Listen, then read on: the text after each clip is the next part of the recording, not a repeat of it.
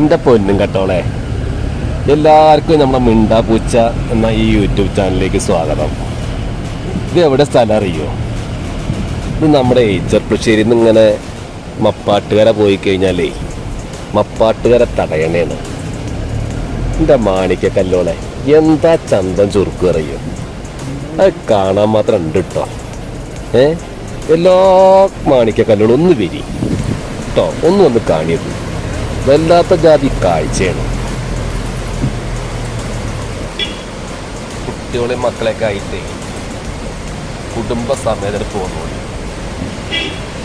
നാളെപ്പം ഞായറാഴ്ചയല്ലേ, ഒരുവിധം എല്ലാവർക്കും അവധിയാവും. പിന്നെ കല്യാണങ്ങളും കാര്യങ്ങളും ഇപ്പം നാളെ കുറവാണെന്നാണ്. അപ്പം എല്ലാവരെയും കൂട്ടിയിട്ടുണ്ട് പോരുക. മപ്പാട്ടുകര സെൻറ്ററിൽ വന്നു കഴിഞ്ഞാൽ കടവ് റോഡ് എന്നുള്ള റോഡാണ്.